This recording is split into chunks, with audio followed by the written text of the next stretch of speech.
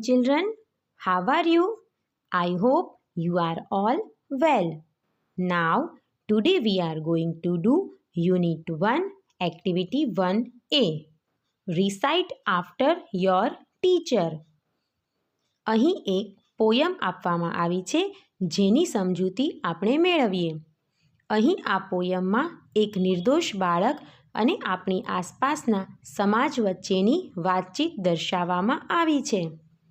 અહીં આ બાળક પોતે મોટા થઈને શું બનવું છે અને શું નથી બનવું એની વાત કરે છે, જ્યારે લોકો એટલે કે આપણો સમાજ એને પોતે એ ન બની શકે એવું કહી એની ઈચ્છાઓને નકારે છે. હવે આપણે એક એક સ્ટાન્જાને સમજતા જઈએ. The first stanza is I told them, મેં તેમને કહ્યું, વેન આઈ ગ્રો અપ, જ્યારે હું મોટો થઈશ, I am not going to be a scientist, હું વૈજ્ઞાનિક નહીં થાવ, or someone who reads the news on TV, અથવા કોઈ જે ટીવી પર સમાચાર વાંચે છે તે નહીં થાવ.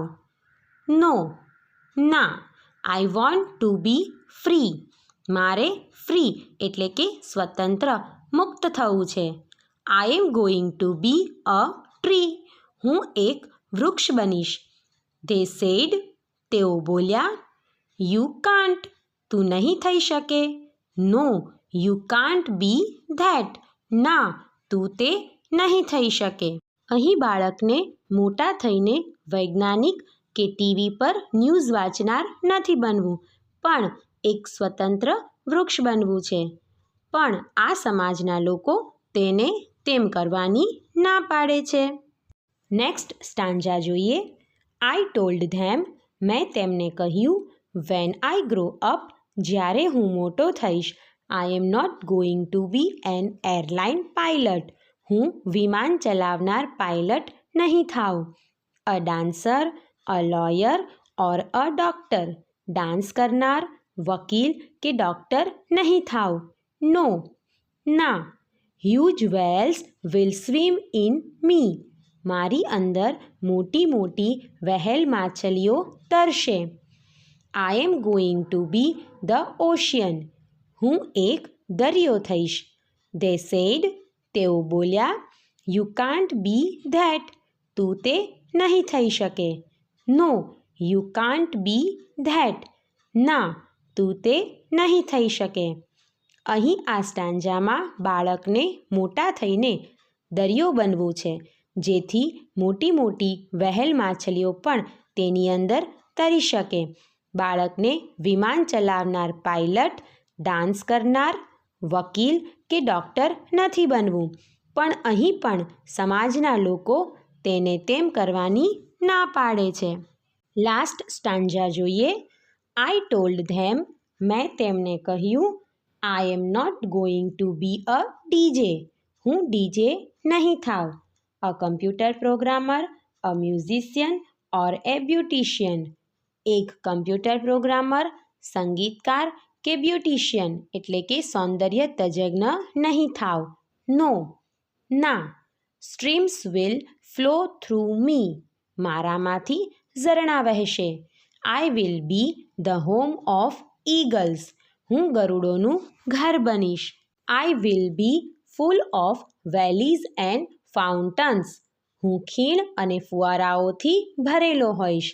આઈ am going to be a range of mountains, હું એક પર્વતમાળા થઈશ. ધે સેડ, તેઓ બોલ્યા, યુ કાન્ટ બી ધેટ, તું તે નહીં થઈ શકે. નો, યુ કાન્ટ બી ધેટ, ના, તું તે નહીં થઈ શકે. આ સ્ટાન્જામાં બાળક મોટો થઈ કમ્પ્યુટર પ્રોગ્રામર, સંગીતકાર કે સૌંદર્ય તજજ્ઞ બનવા નથી માંગતો. તે મોટી પર્વતમાળા બનવા માંગે છે, જેથી ઝરણાઓ તેમાંથી વહેતા રહે. તે ગરુડોનું ઘર બનવા માંગે છે. તે ખીણ અને ફુવારાઓથી ભરાઈ જવા માંગે છે. પણ અહીં પણ આ સમાજ તેને તેવું કરવાની ના પાડે છે. છેલ્લે કંટાળીને બાળક કહે છે કે, આઈ આસ્ક્ડ ધેમ, મેં તેમને પૂછ્યું, just what do you think I am, તમે મને શું સમજો છો? Just a child, they sad.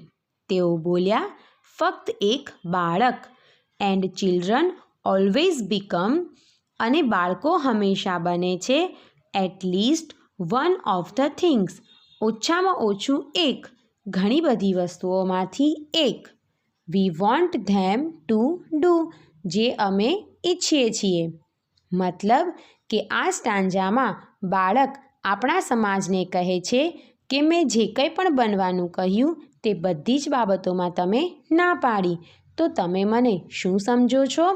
ત્યારે સમાજ કહે છે કે અમે તને ફક્ત એક બાળક જ માનીએ છીએ, કે જે બાળક ઘણા બધા વિકલ્પોમાંથી અમે જે ઈચ્છીએ એ જ હંમેશા બને છે. Activity 1B, choose and tick the correct option. સાચો વિકલ્પ પસંદ કરો અને ટિક કરો. The first question is, what does the child want to be in the first stanza? પહેલા સ્ટાન્જા એટલે કે પહેલી પંક્તિમાં બાળક શું બનવા ઈચ્છે છે? ઓપ્શન છે A, અ ટ્રી, વૃક્ષ, B, ધ ઓશિયન, સમુદ્ર, C, અ સાયન્ટિસ્ટ, વૈજ્ઞાનિક. આન્સર આવશે A, અ ટ્રી એટલે કે વૃક્ષ. સેકન્ડ ક્વેશ્ચન છે, what should swim in the child? બાળકની અંદર શું તરવું જોઈએ? ઓપ્શન છે A, ફિશ, માછલી, B, વીડ્સ, નીંદણ એટલે કે નકામું ઘાસ, C, વેલ્સ એટલે કે વહેલ માછલીઓ. આન્સર છે C, વેલ્સ, વહેલ માછલીઓ. થર્ડ ક્વેશ્ચન છે, dash has valleys and fountains. ખાલી જગ્યાને ખીણો અને ફુવારા હોય છે. ઓપ્શન છે A, અ માઉન્ટેન, પર્વતને, B, ધ ઓશિયન, સમુદ્રને, C, અ હાઉસ, ઘરને. આન્સર છે A, અ માઉન્ટેન, પર્વતને. The fourth one is, the child wants to be a dash in the third stanza. ત્રીજા સ્ટાન્જામાં બાળક ખાલી જગ્યા બનવા માંગે છે. ઓપ્શન છે A, a doctor, B, a beautician, સૌંદર્ય તજજ્ઞ, C, અ માઉન્ટેન રેન્જ, પર્વતમાળા. આન્સર છે C, અ માઉન્ટેન રેન્જ, પર્વતમાળા. ફિફ્થ છે, what can the following people do? નીચેના લોકો શું કામ કરે છે? ડિસ્કસ ઇન ગ્રુપ્સ, તેની ચર્ચા ગ્રુપમાં કરો. A, અ મ્યુઝિશિયન, સંગીતકાર કે જે જુદા જુદા સંગીતના સાધનો વગાડી શકે છે. માટે સેન્ટેન્સ બનશે, a musician can play different musical instruments. સંગીતકાર જુદા જુદા સંગીતના સાધનો વગાડી શકે છે. B, અ ડીજે કે જે ગીતમાં નવું સંગીત મિક્સ કરીને તેને વગાડી શકે છે. માટે સેન્ટેન્સ બનશે, a DJ can mix and play songs. DJ ગીતોને મિક્સ કરીને વગાડી શકે છે. C, અ સાયન્ટિસ્ટ, વૈજ્ઞાનિક કે જે નવી નવી વસ્તુઓ શોધી કાઢે છે. માટે સેન્ટેન્સ બનશે, a scientist can discover new things. વૈજ્ઞાનિક નવી નવી વસ્તુઓની શોધખોળ કરી શકે છે. સિક્સ્થમાં છે, talk to your group and tell them what you want to become when you grow up. તમારા ગ્રુપ સાથે વાત કરો અને કહો કે મોટા થઈને તમે શું બનવા ઈચ્છો છો. જુઓ બાળકો, દરેક વ્યક્તિને જીવનમાં કંઈક ને કંઈક બનવાની, કંઈક કરવાની ઈચ્છા હોય જ છે. તમને પણ વિચાર આવતો હશે કે મોટા થઈને મારે શું બનવું છે. તો તમારે તમારી લાઈફમાં આગળ જતાં જે કંઈ પણ બનવું હોય, લાઈફમાં જે કંઈ પણ મેળવવું હોય, બસ એના માટે તમારે મહેનત કરવી પડશે, ભણવું પડશે. મહેનત કરશો, ભણશો તો લાઈફમાં જે કંઈ પણ જોઈએ છે એ ચોક્કસ મેળવી શકશો. નેક્સ્ટ એન્ડ લાસ્ટ વન છે, would you like to become one of the following things? નીચે આપેલામાંથી તમને કોઈ પણ એક બનવું ગમશે. વાય? શા માટે? Collect there ideas. ઓપ્શન છે ધ મૂન, ચંદ્ર, the sun Surya, the star તારો, ધ સ્કાય આકાશ. તો બાળકો, તમારે આ દરેકમાંથી શું બનવું છે અને શા માટે એ વિશે મનમાં વિચારજો અને તમારા ફ્રેન્ડ સાથે આ વાતને શેર કરજો. અહીં આપણી એક્ટિવિટી 1 પૂરી થાય છે. Good bye, take care, stay home, stay safe.